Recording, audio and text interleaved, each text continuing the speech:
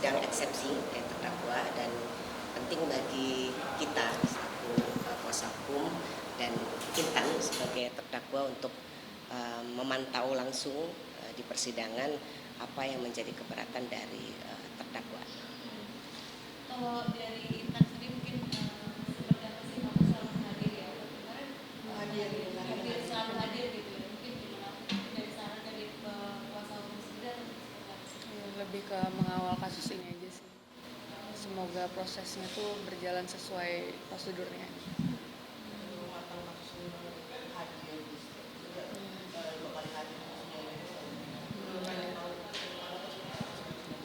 Iya, kalau nanti sih nggak tahu kedepannya akan hadir lagi atau enggak, cuman untuk sidang pertama dan kedua ini emang mengupayakan untuk bisa hadir. Iya, untuk ini kan sedang kedua ya. Nah, itu apakah nanti selalu akan hadir selalu untuk mengawal sampai pada putusan gitu atau mungkin seperti apa sih? Kalau tim kuasa hukum sudah pasti harus hadir, ya. Kita harus mengawal sampai proses ini selesai. Tapi untuk korban tentu ada beberapa pertimbangan, tidak selalu dia punya kesiapan mental, ya kan? Karena korban juga sebenarnya sangat butuh disiapkan mentalnya untuk nanti di pemeriksaan sebagai saksi korban, ya. Dan itu tidak mudah karena di hari pertama saja kemarin waktu dibacakan dakwaan kan ada kronologis dibacakan lagi itu korban kembali menangis, ya kan. Memang tidak mudah pasti bagi seorang Intan, ya. Ini kan peristiwa bukan sesuatu yang ringan, sangat menyakitkan bagi Intan baik fisik maupun mental. 5 tahun itu bukan waktu yang singkat, ya, bukan waktu yang sebentar bagi Intan untuk mengalami KDRT baik fisik maupun mental. Kalau buat Intan sendiri, kamu ketika melihat wajah bersama terdakwa sendiri sempat kayak trauma gitu nggak sih, atau ada perasaannya seperti apa sih Intan? Nggak terlalu perhatiin sih ya, jadi emang Sengaja nggak mau lihat.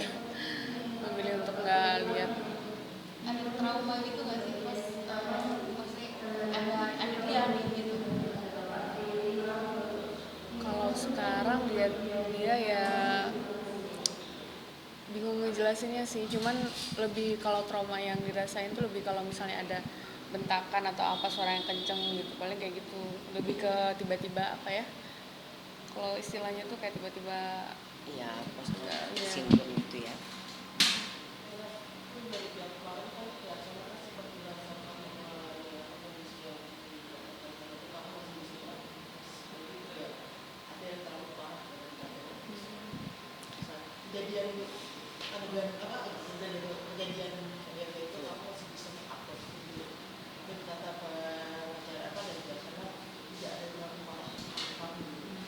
Ya, itu yang kadang-kadang orang itu kan hanya bisa berkomentar, ya, tidak tahu betul apa yang dialami oleh korban.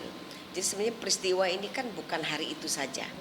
Peristiwa ini sudah berlangsung dari tahun 2019, ya, dan pelaku sendiri, ya, terdakwa sendiri sudah mengakui bahwa dia sudah melakukan KDRT ini berkali-kali terhadap korban. Nah, hari itu yaitu sebenarnya lebih kepada puncaknya lah. Puncaknya korban merasa inilah waktunya dia harus mengambil sikap, dan itu tidak mudah, ya. Kalau kalian tahu korban juga seperti linglung, bingung karena dia harus mengambil keputusan yang dia tahu betul ini resikonya berat. Dia tahu betul resiko ini tidak ringan, ya kan, karena dia punya bayi yang masih bayi merah. Lalu kemudian dia tidak pernah membayangkan ini menjadi viral, ya kan, menjadi perhatian banyak orang, dan dia tidak pernah membayangkan hari itu juga dia harus divisum, harus diperiksa segala macam. Itu dia linglungnya minta ampun, ya. Lalu kemudian pada proses ini berjalan, ya, alhamdulillah banyak sekali orang yang peduli dengan Intan, ya. Banyak sekali orang yang care dengan Intan, gitu, ya. Sampai hari ini ada proses penyembuhan juga terhadap luka-lukanya sampai hari ini. Tapi yang pasti, ya, resiko yang juga sangat berat yang harus ditanggung oleh Intan adalah dia mau tidak mau harus bercerai. Itu kan bukan sesuatu yang mudah, bukan sesuatu yang gampang. Jadi kalau selama ini orang melihat kenapa baru sekarang, kenapa nggak dari dulu, mungkin orang yang tidak mengalami itu bisa. Jadi gini, batas toleransi orang itu ada macam-macam ya.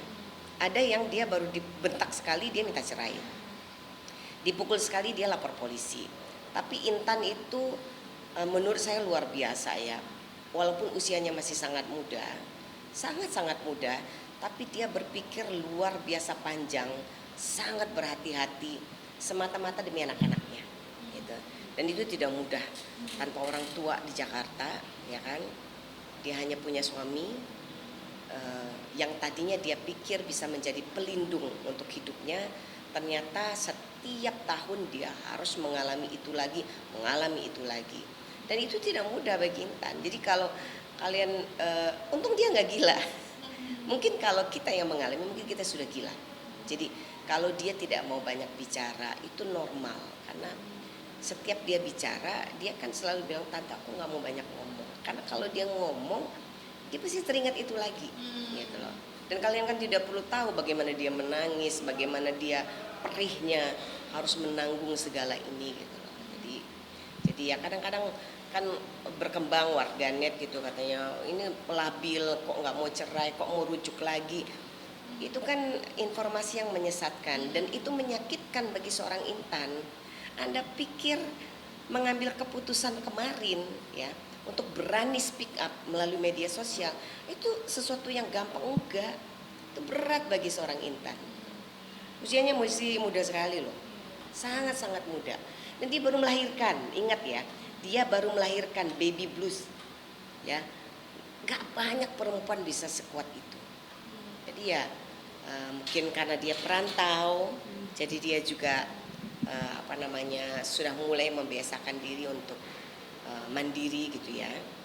Tapi apapun itu saya mohon juga teman-teman warganet, media gitu ya, tolong pahami juga keadaan Intan ya. Karena korban itu sudah seharusnya mendapatkan empati dari kita semua.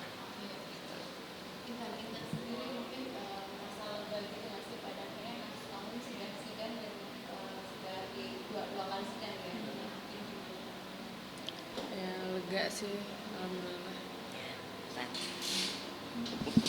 Kalau sekarang memang nggak terlalu dijadiin beban aku juga sih, jadi nggak terlalu aku pikirin karena ada 3 orang anak-anak yang kalau dipikirin itu aja kayak udah habis waktunya untuk mikirin anak-anak aja. Jadi biar kasus ini itu mengalir aja sesuai sama. Intan kan sekarang pada akhirnya kamu status jadi ayah ya dari anak-anak kamu juga. Nah untuk nafkah sendiri mungkin seperti apa sih, mungkin dengan kamu bekerja keras atau gimana? Iya.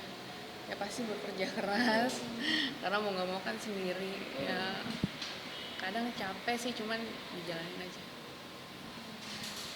Mungkin sejauh ini anak-anak masih sering nanya tanya apa justru malah ngalihin ke hal-hal yang lain? Sering nanya ya, cuman aku sih nggak pernah menjelekkan atau nggak pernah menceritakan hal-hal buruk tentang dia sih, karena mau gimana pun kan itu ayahnya. Jadi mudah-mudahan ke depan ya dia bisa ngambil pelajaran, bisa berubah buat anak-anaknya aja gitu. Intan maaf banget ya, dan kalau dari segi ekonomi bisa dilihat kalau 3 anak itu juga cukup berat. Iya. Nah mungkin gimana nih?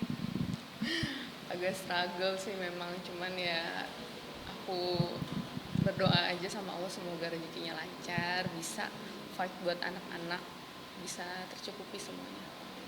Ya, kalau dari sendiri juga sebagai pengacara, apakah mungkin memberikan pembekalan mental juga sih ke Intan ini supaya tetap tegar gitu?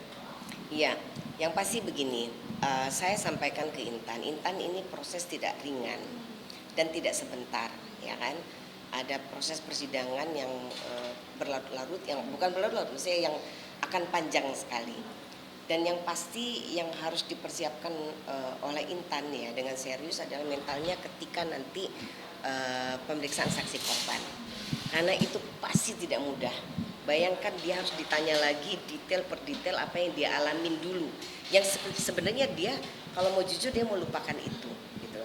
Dia mau lupakan itu karena dia harus melangkah ke depan sebagai single mother, ya kan? Dia harus membesarkan 3 anaknya Dan 3 anaknya ini luar biasa loh. Satu masih bayi merah, ya kan, masih menyusui ya Intan ya, Intan masih menyusui. Dan itu tidak mudah gitu. Jadi apa namanya, persiapan mental tentu itu untungnya ya. Untungnya Intan juga dibantu oleh teman-teman seperti Dini Aminarti ya, yang care sekali dengan Intan. Ada beberapa guru-guru agama yang memberikan pembekalan juga untuk Intan. Karena seperti saya tadi sampaikan, kalau perempuan biasa mungkin sudah gila, ya sudah gila. Tapi Intan alhamdulillah masih bisa fight gitu ya, menghadapi hidup ini karena dia punya 3 anak. Jadi yang menguatkan dia itu 3 anak itu. Jadi kalau Intan berprinsip ya, kalau aku nggak sehat nanti gimana aku membesarkan anak-anak gitu. Dan itu tentu tidak mudah gitu ya, tidak mudah. Dan orang itu kan di luar hanya bisa melihat kok Intan masih bisa senyum, kok Intan masih bisa photoshoot, lah itu pekerjaannya. Lah kalau nggak gitu dia nggak bisa makan gitu. Itu pekerjaannya yang dia memang harus laluin itu. Dan dia kan nggak perlu bilang saya nangis loh di dalam hati, nggak usah, gitu loh. Memang kalau Intan menangis ada yang mau kasih dia makan, iya kan? Nggak ada. Memang kalau Intan menangis kemudian proses persidangan bisa shortcut langsung 2 kali sidang saja selesai, enggak. Itu harus dia laluin tahap demi tahap. Nanti sebentar